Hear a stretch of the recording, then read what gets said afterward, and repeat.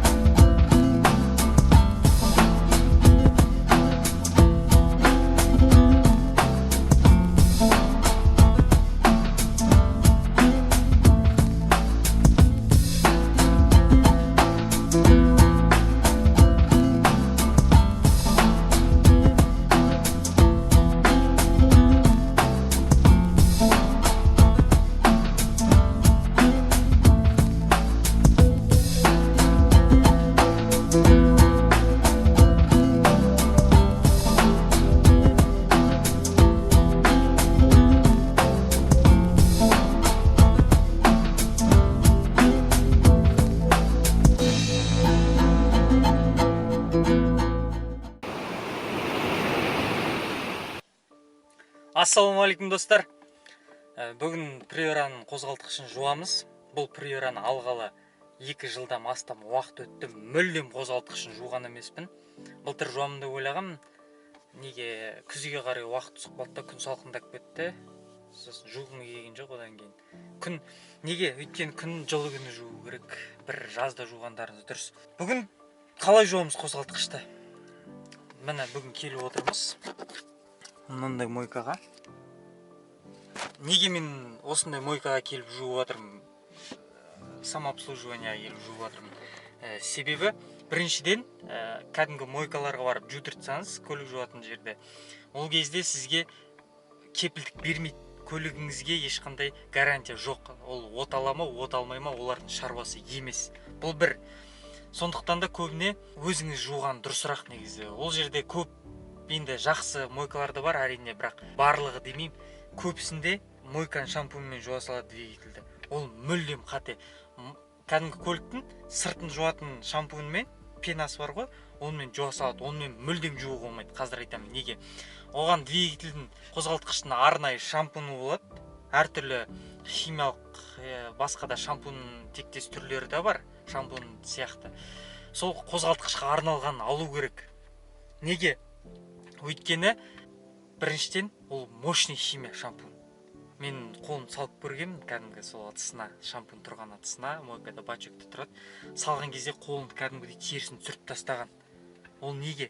Ол химия қатты. Сондықтан да ол шанаққа арналған шампунь. Ол жаңағы кез келген кірді, кез келген балшықты тез түсіріп тастайтыны содан. Сондықтан да оны қозғалтқышты жууға болмайды. Бірақ енді алып сатып жүретін болсаңыз бәрібір онда. Мен өзім олай істемеймін. Өйткені ол қатты химия болғаннан кейін жаңағы әртүрлі резинкелер, сымдар, соларды зиян келтіруі мүмкін. Былайша айтқанда, жұмыс мерзімін қысқартып тастауы мүмкін. Тез тозуға кеп соғады жаңағы сымдары, солары. Сондықтан да мен мынандай шампунь алдым. Шампунь болғанда бұл химиялық қоспа, шампунь емес, қозғалтқышты тазартқыш дейді. Міне осындай. Бағасы 1800 теңге. Және де бұл 1 литр. Бұл жаңағы сізге бұны қолдану үшін не керек? Ешқандай пистолетке құймай, оған мынандай атыс керек. Арнайы су шашқыш. Осыған құясташ. Осыған құйып шаша бересіз. Біріншіден былай істейміз. Негізі бұндай мойкаларда артқа қоя салайын. Не жоқ, шлангымен су жоқ. Шлангымен су жоқ, неге шлангымен жуған дұрыс. Бірінші шлангымен су шашып аламыз, сосын барып жаңағы осыны құйып, сеуіп қоямыз 1-2 минутқа. Әрге түссе 3 минутқа сіңдіріп жібермейміз. Сосын тез шая саламыз. Шайғанда шлангының суымен шаю керек, мынандай напормен емес, жай ғана. Ал бұндай енді бұда негізі басқа мойкаларға қарағанда осы жерде судың қысымы әлсіздеу. Сондықтан да келіп тұрмын, шамалы барынша алыстау ұруға, алыстау шашуға тырысамын. Қатты таятып жібермеймін. Сондықтан да болады. Достар, бұл ресейлік Грас деген фирмадан шыққан. Енді бұның әр түрлері де бар. Енді көбісі қытайлық болғаннан кейін алғым келген жоқ. Ресейлікті бір қатты керемет деп айтпаймын. Енді бренд болғаннан кейін арнайы бутигінен барып алдым. Көрейік 1 литр. Енді достар, мен қозғалтқышымды көрейік. Қаншалықты кірлегенін 2 жылда. Маған дейін жуылған ба, жуылмаған ба оны білмеймін. Көрейік қазір. Көрсетемін сіздерге.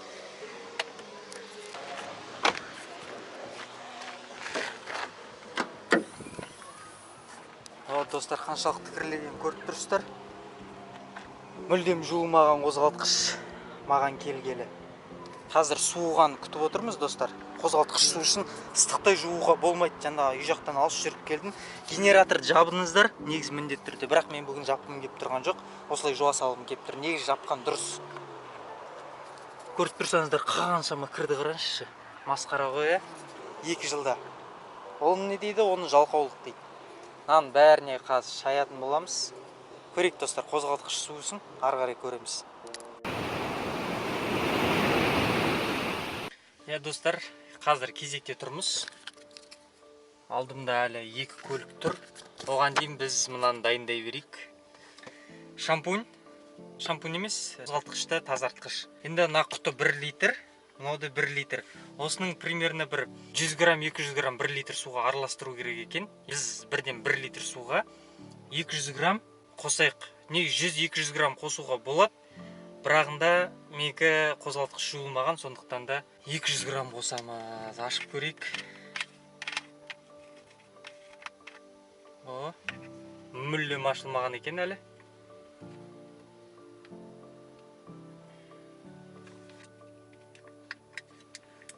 Ашқаннан кейін тағы бір пленка тұр. Немене бәле, мынау пленканы қаптатып жүрген.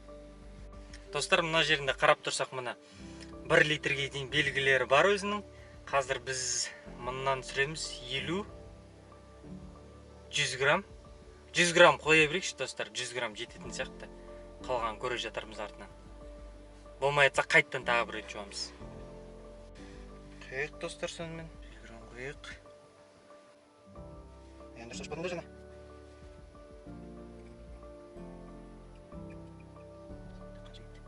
Тура 50 грамм қойыппын.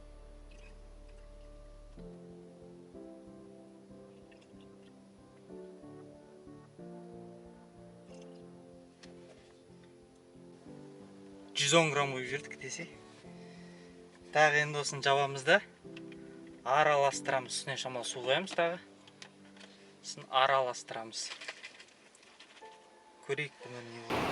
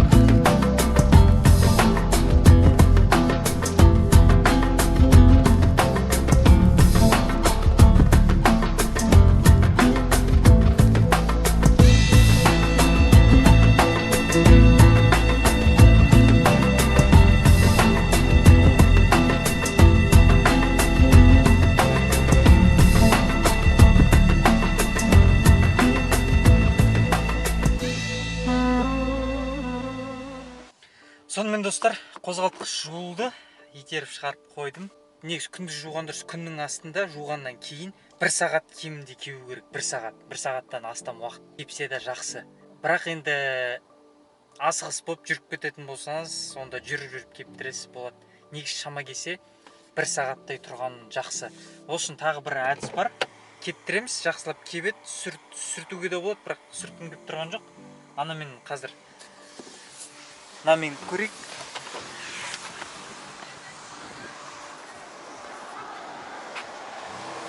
Желмен дүрлеп 50 теңге салып кептіріп алайық қазір. Қазір 50 теңге тауып алайын.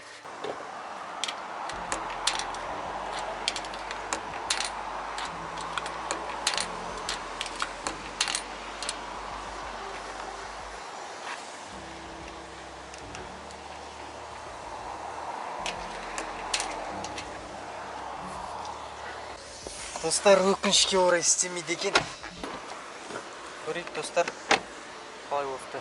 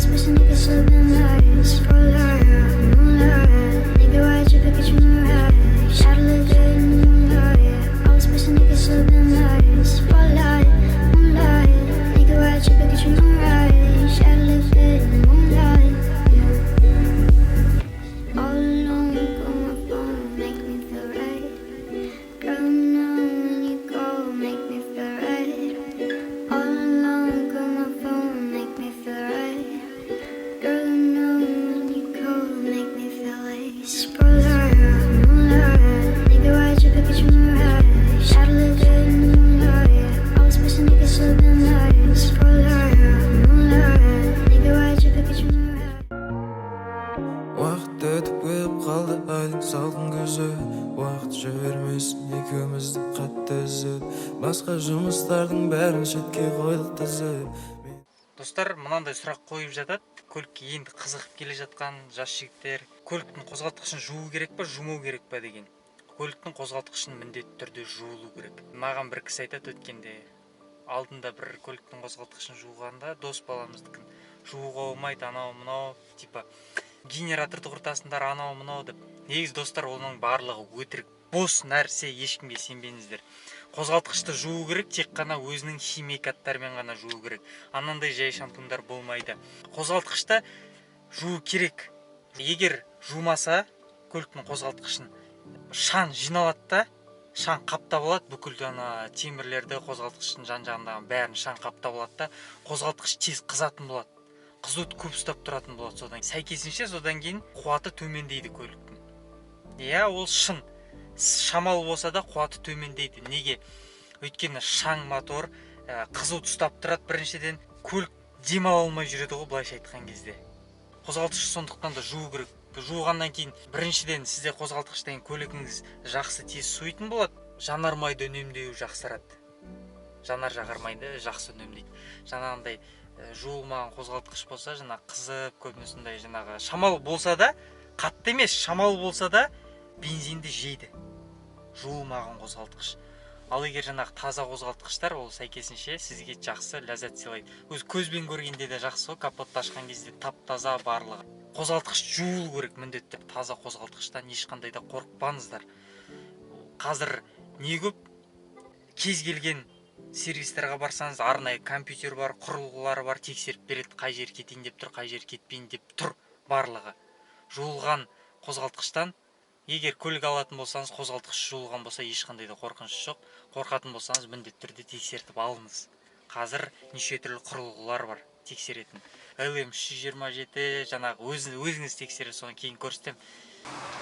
Достар, көрейік, қозғалтқыш от ала ма, алмай ма, қатайтпаймыз пока әзірге. От алса алды, алмаса осы жерде ера қалды дейді. Бісміллә, көрейік. От ала ма, алмай ма? Бісміллә. Ешқандай чек жанған жоқ. Бұл жақсы. Қаз қозғалтқышты көреміз. Достар, мынау грас бар ғой. Мынау менің қозғалтқышым 2 жыл жуылмағаннан кейін ба, әлде мынау химикат әлсіз ба, білмедім. Маған қатты ұнаған жоқ. Негізі грасты көбісі ешкім мақтай бермейді. Мен бір алған себебім анау қытайлықтардікінен қорықтым. Немістердікі, америкалықтардікі қымбат болды бұл химикаттар. Ал орыстардікі более-менее нормальный болды да, 1800 теңгеге. Қозғалтқышты көрейік, қалай істеп тұрған. Сосын қатайтамыз.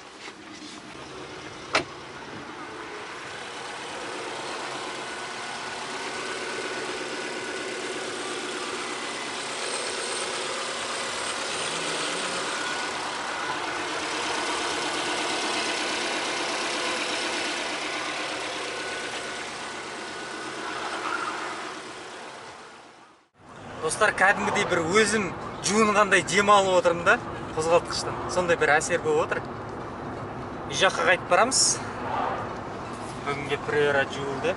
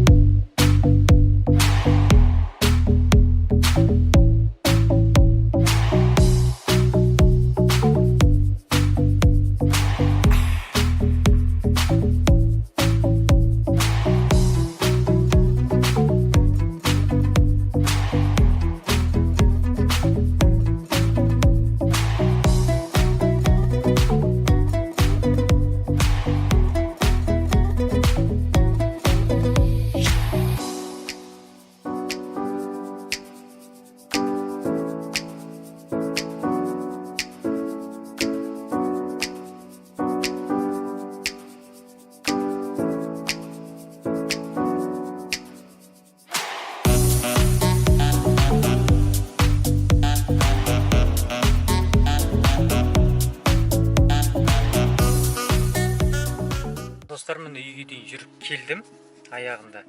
Мен нені сездім ең бірінші? Мен сездім біріншіден көлік бұрынғыдай қызуын қойды. Шынымен қойды. Өзім, егер көлікті көп теуіп жүрсеңіз, өзіңіздің көлігіңіз байқайсыз ғой. Сол секілді мен де байқадым. Қызу мүлдем азайды, бұрын қызып кетті, қызатын. Бұрын 90-ға таяу, 90-нан асып, жай қаланың ішінде жүрген кезде. Бүгін 80 маңайында, сол маңайда тұрды. Жақсы оқып қалды негізі.